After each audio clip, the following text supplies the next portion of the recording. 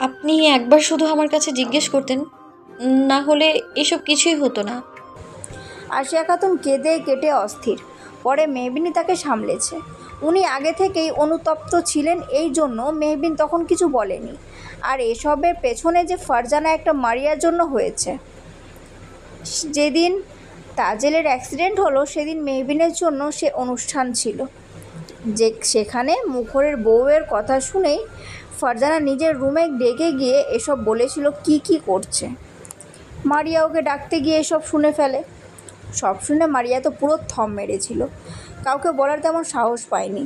তবে মেহবিনের সাথে খুব ভালো সম্পর্ক, এই জন্য ওকে আগে জানিয়েছে।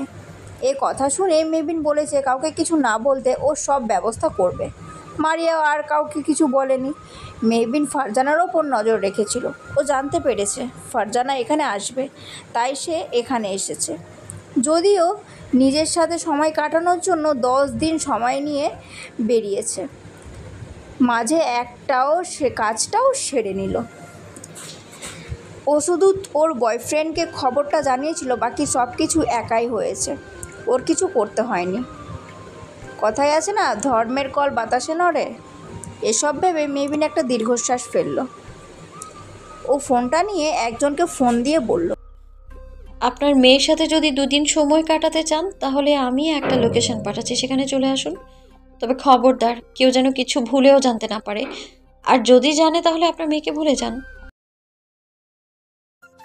একটা কল করে আসতে বলেছি, বলে কি আসার সময় তাড়াহুড়ো জুতোটাও খেয়াল করেনি চেয়ারম্যান সাহেব? মেহবিনের কথায় শেখ শাহনওয়াজ তার পায়ের দিকে তাকালেন, আর তাকিয়ে দেখলেন সে বাড়ির জুতো জোড়াই পরে এসেছেন। শেখ শাহনওয়াজ হেসে বললেন, অতিরিক্ত খুশিতে মানুষ মাঝে মাঝে অনেক কিছুই ভুলে যায়। আপনি কি খুশি আপনাকে এখানে ডেকেছি বলে? তা নয় তো কি, আজ আমার ঈদের দিন। মেহবিন শেখ শাহনওয়াজের দিকে তাকালো, তার চোখটা ছলছল করছে। মেহবিন তাকে জড়িয়ে ধরে বলল, বাবা। বাবা বলতেই শেখ শাহনওয়াজের চোখ থেকে 2 ফোঁটা পানি গড়িয়ে পড়ল।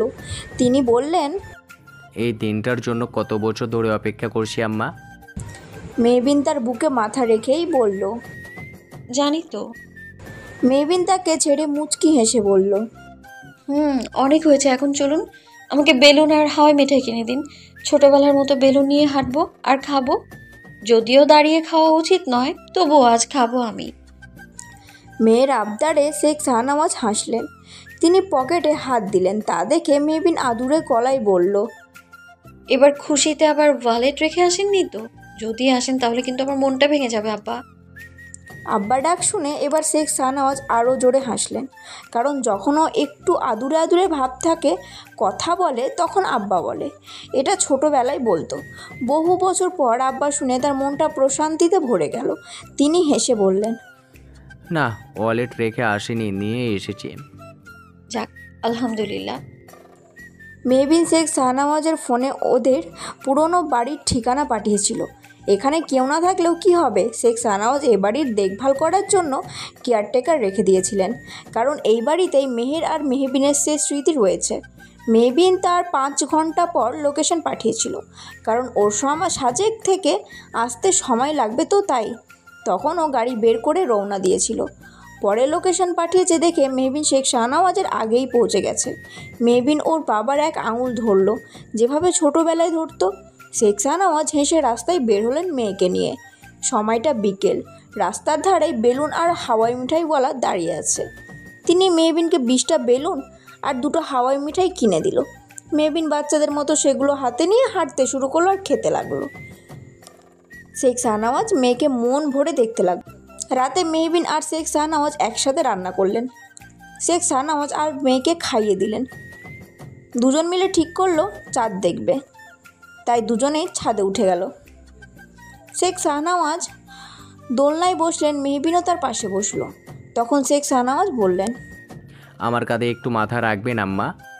মেহবিন মুচকি হেসে তার কাঁধে মাথা রাখলো। শেখ শাহনওয়াজ বললেন, আপনাকে ভীষণ ভালোবাসি আমি। মেহবিন বলল, আপনার উপর কোনোদিন অভিমান করিনি, শুধু অভিযোগ করেছি আমি। আপনি জানেন কেন? কেন? কারণ আমার যদি কারো উপর অভিমান হয় সেটা তখন আকাশ সম হয়, আর কেউ সেটা ভাঙতে পারে না।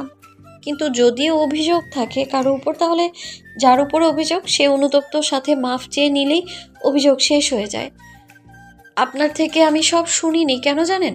কারণ আমি চাইছিলাম আপনার উপর থেকে আমার অভিযোগ শেষ না হোক, যতক্ষণ পর্যন্ত না আমি চাই।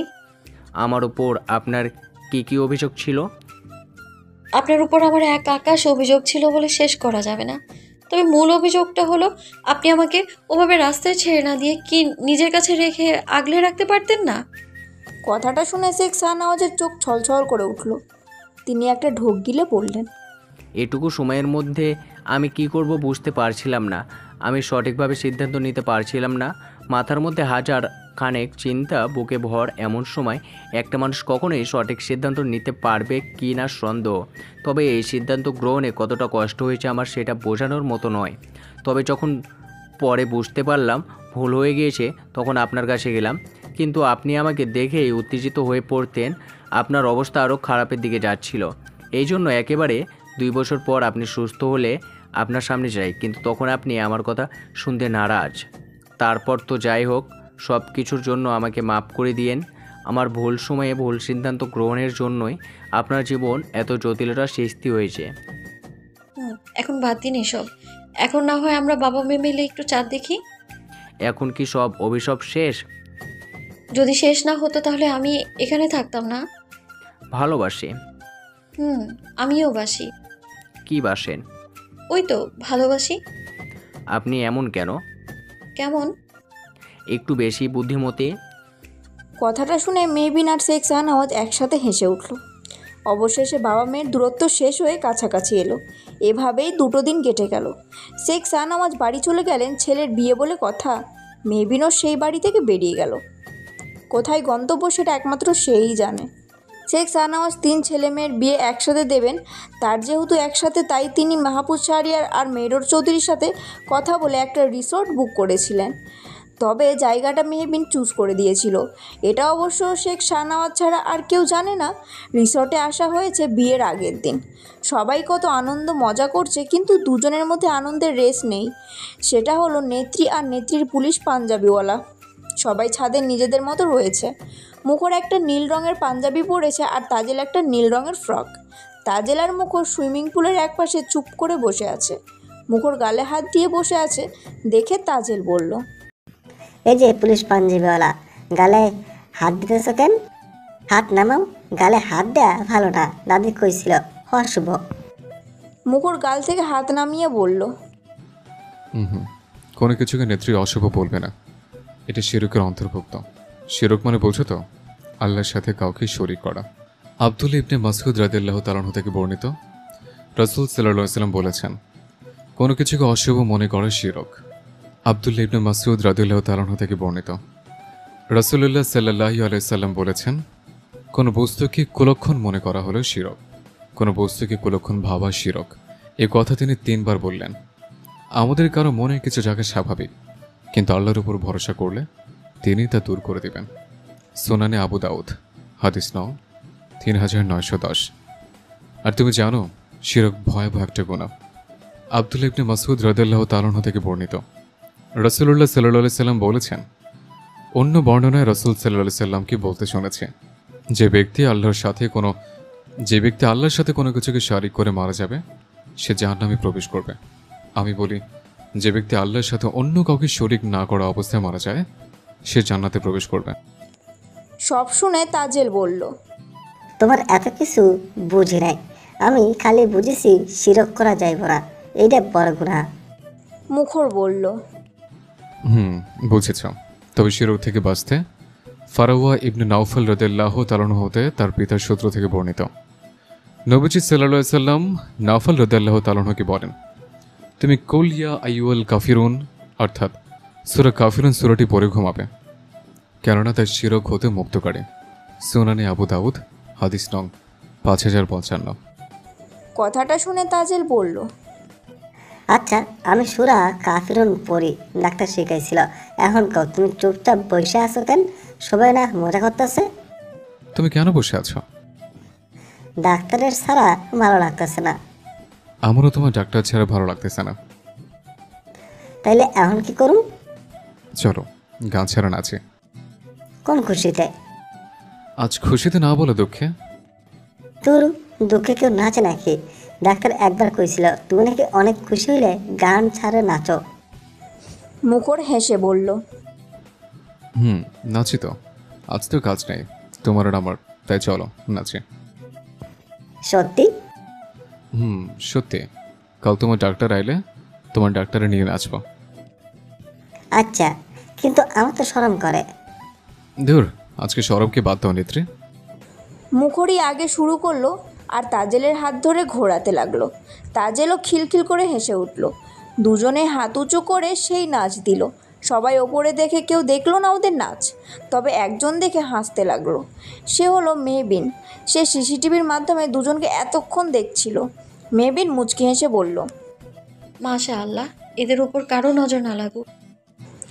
অতঃপর আজকে মুখর আর মেহবিনের জীবনের কাঙ্ক্ষিত দিনটা এসেই পড়ল। আজ মুখর আর মেহবিনের বিয়ে, সেই সাথে আরবাজ আর নাফিয়া এবং মিহির ওরফে অনুভব আর মিশুর বিয়ে। কাল চুপচাপ বসে থাকলেও আজ সারা বাড়ি দৌড়াচ্ছে তাজেল। সঙ্গী হিসেবে আদরকে নিয়েছে আজ। বিয়ের সময় হয়ে আসছে, কিন্তু সবার মাঝে আলাদা উত্তেজনা কাজ করছে। কারণটা মেহবিন, কারণ সে বিয়ের সময় একেবারে এন্ট্রি নেবে। মন্ত্রী, কমিশনার, চেয়ারম্যানের ছেলে মেয়ের বিয়ে, এটা কি আর যে সে বিয়ে? ধুমধাম করে বিয়ের আয়োজন করা হয়েছে। প্রেসের লোকও আছে এখানে, এছাড়াও বিজনেসম্যান, নেতাকর্মীদের আনাগোনা। মুখর কাজ করা ক্রিম কালারের পাঞ্জাবি পরেছে, এটা মেহবিন দিয়েছে কুরিয়ার বক্সে। আর তাজেলের জন্য লাল লেহেঙ্গা। তাজেল লেহেঙ্গার সাথে সে লাল রঙের হিজাব পরেছে। সবাই রেডি হয়ে নিচে নামলো। মিশু আর অনুভব নীল রঙের পাঞ্জাবি আর লেহেঙ্গা পরেছে। আরবাজ আর নাফিয়া সাদা রঙের পাঞ্জাবি আর লেহেঙ্গা পরেছে। মেয়েরা অবশ্য সবাই, মানে কনেরা, লেহেঙ্গার সাথে হিজাব নিকাব পরেছে, কারণ অনেক লোক। অতঃপর শোনা গেল মেহবিনের গাড়ি এসে পড়েছে। কথাটা শুনে মুখর আর হার্টবিট বেড়ে গেল। মুখরের হাত ধরে আছে তাজেল।